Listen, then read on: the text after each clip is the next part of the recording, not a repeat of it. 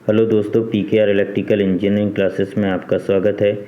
Civil engineering UP JEE जो सर्वे को लेकर सर्वे को पढ़ा रहे थे यूपी जेई के लिए, उसी को आगे लेक्चर नंबर 3 है। अगर दोस्तों वीडियो पसंद आए तो लाइक शेयर एंड सब्सक्राइब कीजिए। चलिए, प्लान किसे कहते हैं तो कुछ इम्पोर्टेंट टर्म्स कल डिस्कस हो चुका था। प्रिंसिपल रूल नंबर 1 और रूल नंबर 2। तो रूल नंबर 1 था होल टू पार्ट, यानी कि working from whole to part. Rule number 2 था कम से कम किसी एक बिंदु की स्थापना कम से कम उसके 2 रेफरेंस बिंदुओं को लेकर की जाती है। तो अब देखते हैं प्लान। तो प्लान क्या होता है? तो प्लान वह है जिसमें हॉरिजेंटल प्लेन पर पृथ्वी की सतह या सतह के नीचे की विशेषताओं का ग्राफ के रूप में रिप्रेजेंट करना, यानी कि प्रदर्शित करना। तो प्लान क्या है? तो प्लान वह है जिसमें हॉरिजेंटल प्लेन पर पृथ्वी की सतह पर या पृथ्वी की सतह के नीचे की विशेषताओं का ग्राफ के रूप में प्रदर्शित करना। तो किसी चीज़ का प्लान बनाना है तो पृथ्वी की सतह के ऊपर मान लीजिए ये पेड़ है, तो पेड़ आपको ये मकान है, तो उसका जो भी दिखाई दे रहा है तो उसके यानी कि प्लान बनाना है। तो जो भी चीज़ें पृथ्वी के ऊपर तथा पृथ्वी की गहराई में जो भी दिखाई दे रही, कहीं तो खाई होगी, तो इस तरीके से जो भी दिखाई दे रहा है उन्हें ग्राफ के रूप में रिप्रेजेंट करना, ग्राफ के रूप में प्रदर्शित करना प्लान कहलाता है। और प्लान हमेशा लार्ज स्केल पर पृथ्वी की सतह का प्रतिनिधित्व करता है। प्लान क्या करता है? लार्ज स्केल पर। तो आप लोग प्लान को समझ चुके होंगे क्या होगा। तो हॉरिजेंटल प्लेन पर पृथ्वी की सतह पर या पृथ्वी की सतह के नीचे की विशेषताओं का, पृथ्वी की सतह पर जो भी वस्तुएं हैं और पृथ्वी की सतह के नीचे जो भी विशेषताएं हैं उनको ग्राफ के रूप में प्रदर्शित करना ही आपका प्लान कहलाता है। तो लार्ज स्केल पर पृथ्वी की सतह का प्रतिनिधित्व करता है। अब आता है मैप। तो मैप क्या होता है? मैप स्मॉल स्केल पर पृथ्वी की सतह का प्रतिनिधित्व करता है। किस पर? स्मॉल स्केल पर। मैप को ग्लोब जियोग्राफिकल स्थिति को प्रदर्शित करता है। ग्लोब आप समझ सकते हैं, जैसे कि पृथ्वी है वो एक ग्लोब के रूप में रिप्रेजेंट की जाती है। तो उसकी जो सतह होती है उस पर आपके महाद्वीप भी हैं, महासागर भी हैं। तो ये सारी चीज़ें, महाद्वीप, महासागर, तो ये सभी चीज़ों को मिलकर पूरी पृथ्वी बनी हुई है। तो ये पृथ्वी के, तो ये से जो हम रिप्रेजेंट करेंगे ग्लोब पर जियोग्राफिकल स्थिति को, तो उसे मैप कहते हैं। अब कुछ टर्म्स होते हैं यूनिट मेजरमेंट के, तो उन टर्म्स को समझना इम्पोर्टेंट है। सबसे पहले एमकेएस सिस्टम आता है। तो सिस्टम्स की बात करते हैं, कुछ मेजरमेंट यूनिट सिस्टम होंगे। एमकेएस सिस्टम में बात करते हैं तो मीटर, एमकेएस का फुल फॉर्म होता है मीटर किलोग्राम सेकेंड। सीजीएस का फुल फॉर्म होता है सेंटीमीटर ग्राम सेकेंड। एफपीएस का फुट पाउंड सेकेंड। तो एमकेएस की जब भी बात करते हैं तो मीटर किलोग्राम सेकेंड। सीजीएस का जब भी बात करते हैं तो centimetre gram second. Foot pound second की बात करते हैं, एफपीएस की बात करते हैं तो फुट पाउंड सेकेंड। तो ये यूनिट हैं। और एसआई यूनिट, इंटरनेशनल यूनिट, इसका फुल फॉर्म की बात करते हैं तो इंटरनेशनल सिस्टम ऑफ यूनिट भी कहते हैं। 1960 में ली गई थी। इंटरनेशनल सिस्टम ऑफ यूनिट 1960 में ली गई थी, या French system international D unit भी कहते हैं। फ्रेंच सिस्टम में इसको फिर French systems international D units भी कहते हैं। अब मेजरमेंट की बात करते हैं। तो ये आप लोग समझ चुके होंगे एमकेएस सिस्टम क्या है, सीजीएस क्या होता है। तो अब मेजरमेंट की बात करते हैं। किसी चीज़ को मापना है तो माप 2 प्रकार की होती है। एक तो लीनियर मेजरमेंट होता है, किसी का ए से बी के बीच की दूरी ज्ञात करना, और ए से कोई अगला पॉइंट है सी, तो किसी लाइन पर एंगल मेजर करना। तो सीधी बात है एंगुलर मेजरमेंट। तो 2 तरीके के मेजरमेंट होंगे, एक लीनियर मेजरमेंट होगा, एक एंगुलर मेजरमेंट होगा। अब लीनियर मेजरमेंट भी 2 तरीके के होंगे। लीनियर जब मेजरमेंट आप करेंगे तो वो भी कितने प्रकार के होंगे? 2। यानी कि एक तो होगा हॉरिजेंटल डिस्टेंस, क्षैतिज समतल पर हॉरिजेंटल प्लेन पर मापी गई दूरी को कहेंगे हम हॉरिजेंटल डिस्टेंस। जैसे पृथ्वी की सतह को हमने माना कि प्लेन है, ए से बी के बीच की जो दूरी होगी वो आपकी क्या कहलाएगी? Horizontal plane. तो हॉरिजेंटल प्लेन पर ए और बी के बीच की दूरी यानी कि क्षैतिज दूरी, ये कैसी है? हॉरिजेंटल डिस्टेंस क्षैतिज समतल पर हॉरिजेंटल प्लेन पर मापी गई दूरी है। वर्टिकल डिस्टेंस ऊर्ध्वाधर समतल पर वर्टिकल प्लेन पर मापी गई दूरी या गहराई होती है।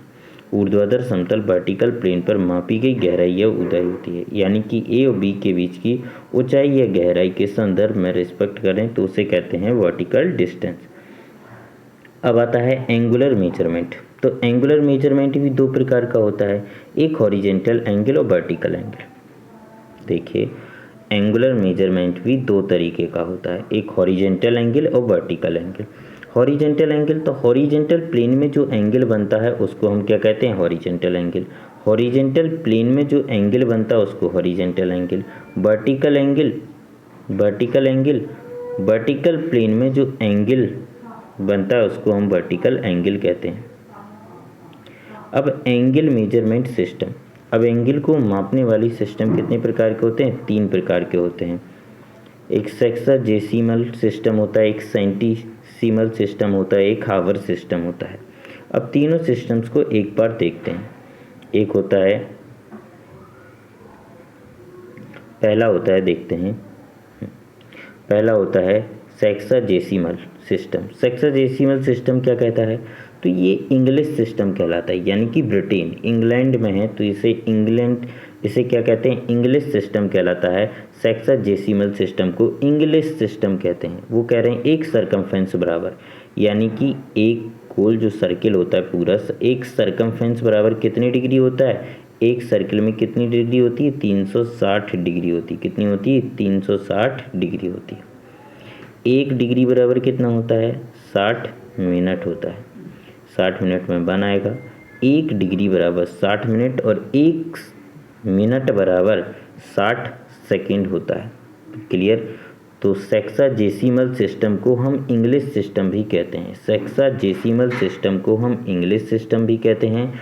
सेक्साजेसिमल सिस्टम को इंग्लिश सिस्टम कहते हैं। एक सरकमफेरेंस बराबर होता है 360 डिग्री और एक डिग्री बराबर होता है 60 मिनट और एक मिनट बराबर होता है 60 सेकंड। क्लियर। अब आगे बढ़ते हैं। अब आता है सेंटीसीमल सिस्टम। सेंटीसीमल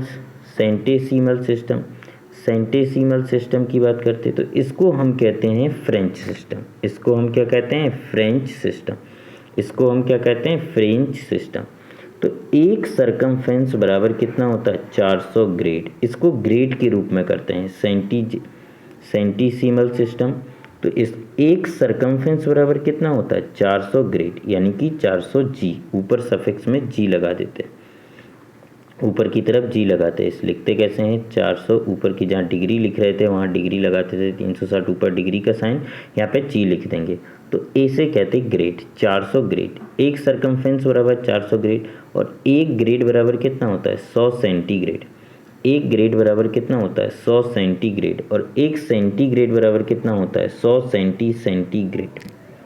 तो याद रखेंगे इस चीज़ को कि एक सरकमफेरेंस बराबर कितना होता है, 400 ग्रेड। एक सरकमफेरेंस बराबर कितना होता है, 400 ग्रेड, 400 जी लिख सकते हैं। फिर एक ग्रेड बराबर कितना होता है, 100 सेंटीग्रेड। एक ग्रेड बराबर कितना होता है, 100 सेंटीग्रेड और एक सेंटीग्रेड बराबर होता है 100 सेंटीग्रेड। 100 सेंटीग्रेड यानी कि 100, देखिए 400 जी, 100 सी जी सेंटीग्रेड और सेंटीग्रेड, तो सी जी लिख सकते हैं। अगला आता है हावर सिस्टम या सर्कुलर सिस्टम। हावर सिस्टम आता है अगला, हावर सिस्टम आता है, इसी को हम कहते हैं सर्कुलर सिस्टम। तो एक सरकमफेरेंस में कितने आवर होते हैं, 24 आवर। एक सरकमफेरेंस में कितने आवर होते हैं, 24 आवर। तो 1 हावर बराबर कितना होता है, 60 मिनट। 1 आवर बराबर कितना होता है, 60 मिनट या फिर 60 तो 1 मिनट बराबर कितना होता है, 60 सेकेंड होता है। 1 मिनट बराबर कितना होता है, 60 सेकेंड होता है। चलिए, क्लियर हो गया। अब आते हैं कुछ यूनिट कन्वर्जन होते हैं जिन्हें कुछ समझना इम्पोर्टेंट से, ये आपको याद करने पड़ेंगे। पूरे याद कर लेने, जितने भी इम्पोर्टेंट हैं वो सारे मैंने लिख दिए हैं, वो सारी चीज़ें आपको याद करना है।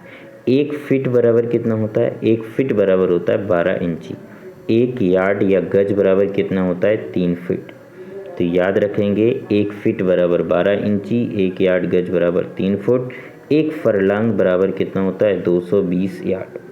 यानी कि 220 गज। एक फरलॉन्ग बराबर कितना होता है? एक फरलॉन्ग बराबर होता है 220 गज।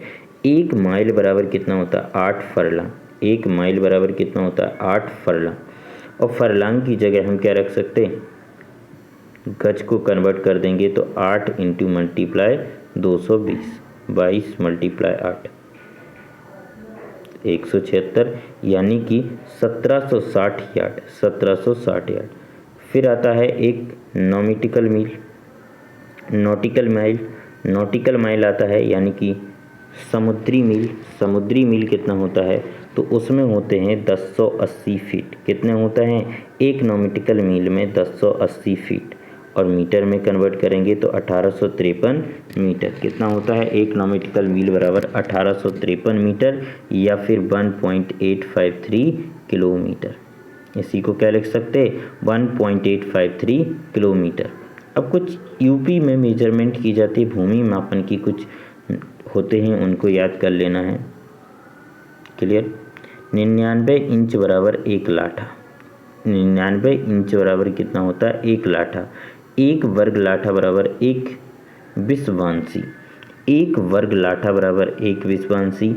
20 वर्ग लाठा बराबर 1 बिस्वा, और 20 बिस्वा बराबर 1 बीघा। तो 1 बीघा टर्म्स जो आता है उसको रिलेटेड जितने भी वर्ग गज होता है, जितने भी वर्ग फुट स्क्वायर होते हैं, वो सारे याद करना। 1 बीघा में जो होता है वो आपका होता है 30-25, यानी कि 3025 वर्ग गज। क्या होता है? वर्ग गज। फुट कितना होगा? तो 27,225 वर्ग फीट। तो 1 बीघा बराबर 27,000, 1 बीघा बराबर 27,200 वर्ग फीट। अब आता है एकड़। तो 1 एकड़ बराबर 1.6 बीघा। 1.6 बीघा, 1 एकड़ बराबर 1.6 बीघा।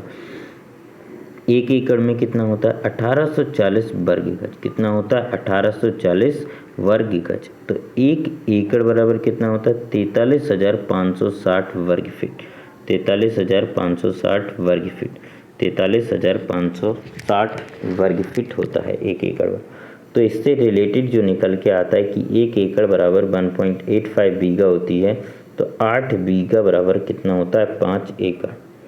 अब कुछ एरिया के टर्म्स हैं जिन्हें चेंज करना होता है। 1 स्क्वायर फीट बराबर कितना होता है? 144 स्क्वायर इंचेज।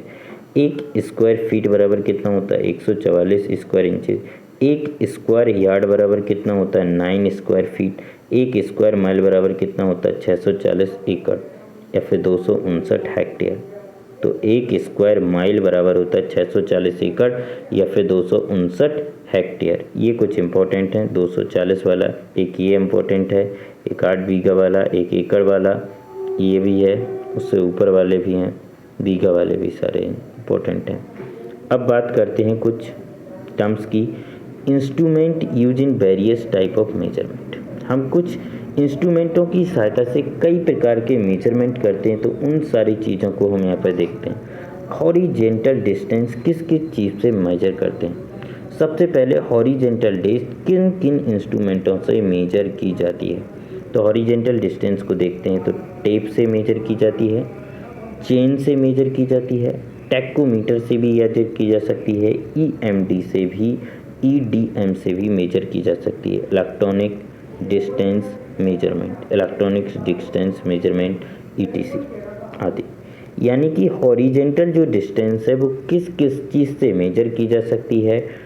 टेप से मेजर की जा सकती, चेन से मेजर की जा सकती, टैकोमीटर से मेजर की जा सकती, EMD से की जा सकती, इलेक्ट्रॉनिक डिस्टेंस मेजरमेंट।